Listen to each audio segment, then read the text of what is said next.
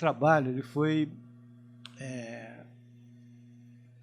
pensado em boa parte pelo fato de eu ser procurador do Banco Central. E aí um disclaimer, eu falei, todo o meu trabalho, minha pesquisa foi feita sem, a minha opinião, não foi a opinião do Banco Central ali utilizada. Tá? Mas, aliás, fiz até algumas críticas, tomei a liberdade de fazer algumas críticas à forma como o Banco Central regula o ombudsman bancário, que é o tema do meu trabalho.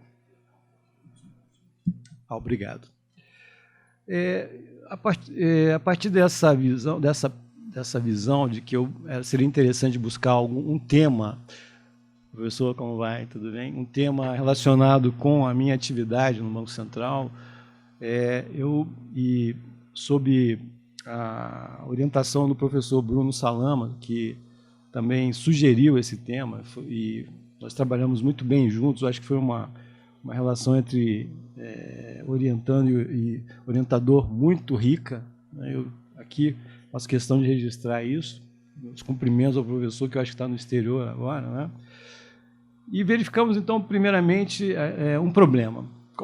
Acho que foi a base a base de qualquer trabalho no mestrado e de pesquisa, o problema. O problema foi que me motivou foi verificar que os juros no Brasil são muito altos e o crédito é raro, é escasso, ainda infelizmente. E identifiquei que uma das razões, são inúmeras, algumas estruturais, outras conjunturais, mas uma das razões seria, na minha hipótese, o fato de existir um alto índice, uma alta taxa de litigiosidade envolvendo bancos, instituições financeiras e seus clientes. A partir dessa percepção, procurei examinar se isso era de fato, era uma realidade. Né?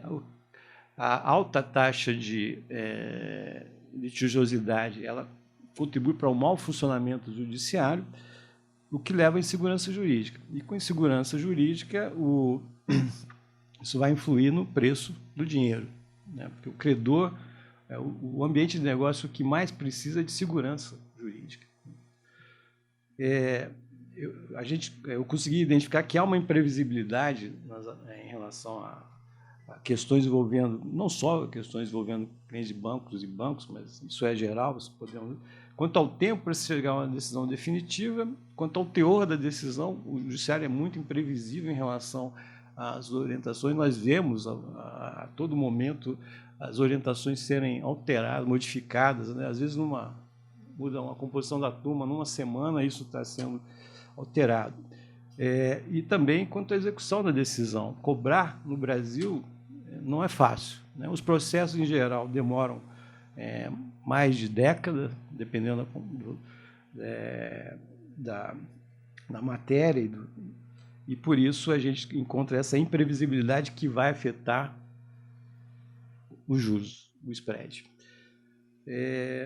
A partir desse problema, eu fui procurar uma comprovação fática e fui, então, verificar nos relatórios do Conselho Nacional de Justiça os números que eles tinham a respeito da quantidade de processos em andamento. Vocês sabem isso. A minha pesquisa, então, ela teve como database o ano de 2013 e o relatório de 2014. Eu fiz uma pesquisa, então, em termos de números. Eu acho que é importante a gente buscar os fatos, né? Não só ficar na lucubração. E, com isso, primeiro, verifiquei que nós, à época, isso certamente é maior hoje, havia aproximadamente 95 milhões de processos em andamento no Poder Judiciário naquele ano, sendo que 28 milhões eram casos novos.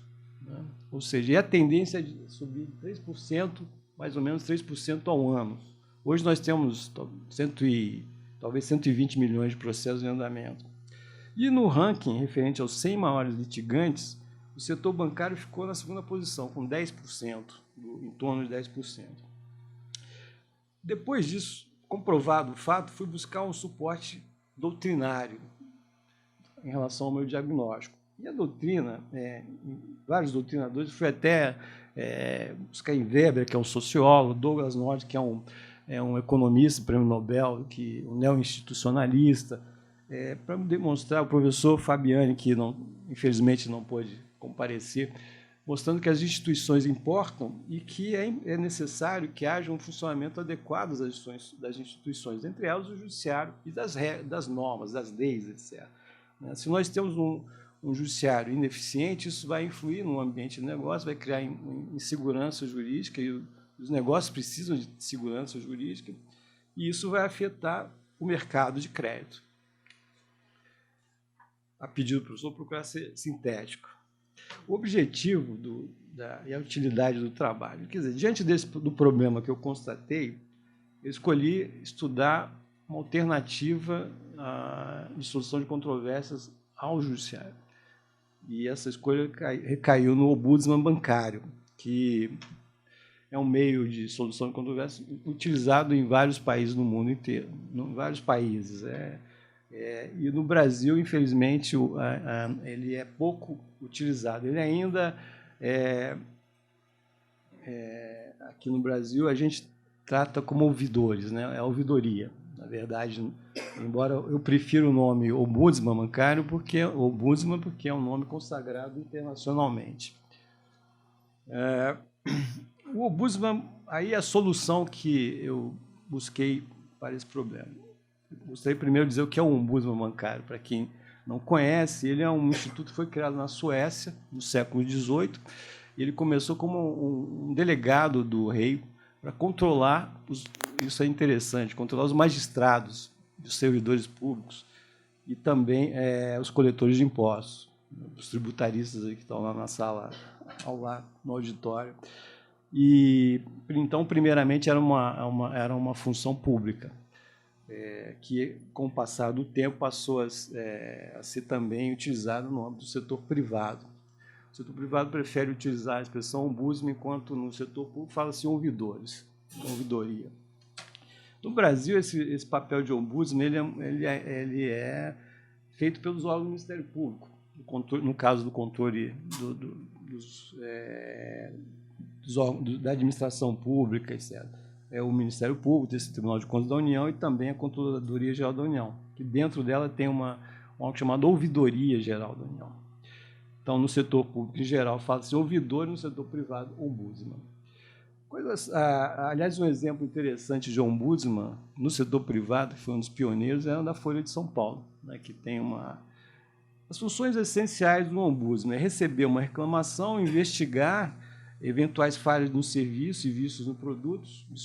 Isso vale para tanto o serviço público quanto no serviço no setor privado. Correção de erros, recomendação de reparação de danos, recomendação de punição do funcionário ou do servidor, elaboração de relatórios, proposição de alterações legislativas e facilitação de soluções de conflitos. O meu foco no trabalho foi a mediação, a facilitação de soluções de conflitos. Embora nós vemos depois que, na situação brasileira atual, em que o ombudsman ele é organizacional, a função dele é mais de governança do que de mediação. Existem 3 tipos básicos de ombudsman. O clássico, que é aquele da função que tem uma função como ouvidor geral, por exemplo, é uma função pública, hoje membro do Ministério Público. O organizacional, que é aquele que está na empresa, ouvidor. Nas instituições financeiras você tem primeiro o saque, depois você vai atrás na ouvidoria. A gente vê nos sites dos bancos em geral, né, tem lá um telefone do ouvidor. E aí o setorial de indústria, que é o que eu vou tratar. Uma coisa interessante é que o ombudsman bancário começou na década de 90. Já alguns bancos adotaram, e, curiosamente, alguns desses bancos sumiram, quebraram. Foi o Banco Real, o Banco Nacional, né? Foram 2 bancos que não temos mais aqui. Ainda há o Banco de Brasília, o BRB, lá, que ele ainda é presente, mas é um banco estatal, né?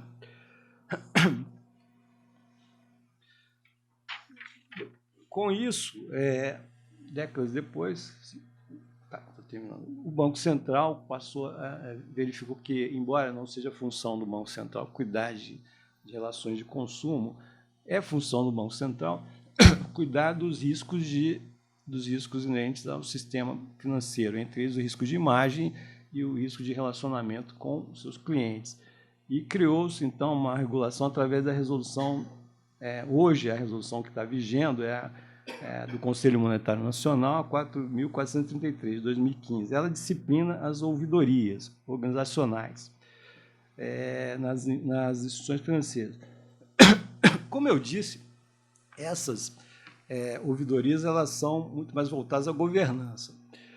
Eu, no meu estudo, concluí que era melhor, a partir da experiência internacional, que a mais adequada era a ouvidoria setorial, a criação de um sistema de ombudsman, como existe na Inglaterra, na Austrália, existe na França, Espanha, com nomes diferentes, mas... então, faço uma sugestão de alteração legislativa para permitir a criação desse sistema. A minha conclusão, então, foi, no meu trabalho, que o ombudsman setorial é o mais adequado do que o organizacional para resolver parte significativa dos conflitos de crédito, por meio da conciliação e da mediação, e alcança soluções mais sérias e satisfatórias. Com isso, pode ampliar a confiança mútua entre os agentes do sistema financeiro, a cooperação e pode contribuir também para diminuir a litigância judicial, com reflexo, então, naturalmente, no spread bancário e na oferta de crédito. Os resultados, no entanto, não são imediatos, podem demorar uma década. Quando você tem milhões de ações envolvendo no judiciário, e a gente vê pela experiência de PROCONs e de reclamações no meio administrativo, no máximo de 100 mil por ano, então a gente vê que é uma diferença grande, e isso vai exigir uma mudança cultural também, porque é um outro aspecto relevante é que nós temos uma cultura de buscar o judiciário. Quais as contribuições? As contribuições do trabalho, penso eu, foram a de propor um refinamento nas instituições, tanto na legislação como no Código Civil, no Código de Processo Civil, em que eu sugiro que haja a fim de estimular a utilização do ombudsman, que que a ida ao sistema de ombudsman seja uma condição de preço, de condição da ação, de possibilidade, embora isso possa ser questionável, se a Constituição permite, eu entendo que permite, né? E também meios de desestimular a ida dos oportunistas ao judiciário, porque, na verdade, o sistema judicial hoje ele só favorece os oportunistas, aqueles que não que se valem da demora do processo, né, e das incertezas do judiciário, um judiciário que tem um viés, infelizmente, anticredor e que não favorece o ambiente de negócio. Então, isso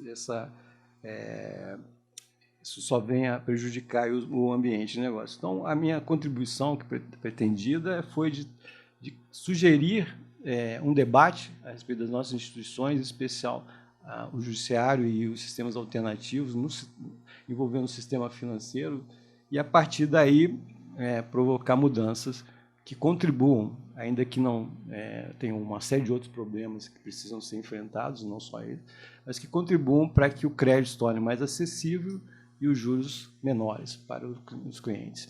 Obrigado.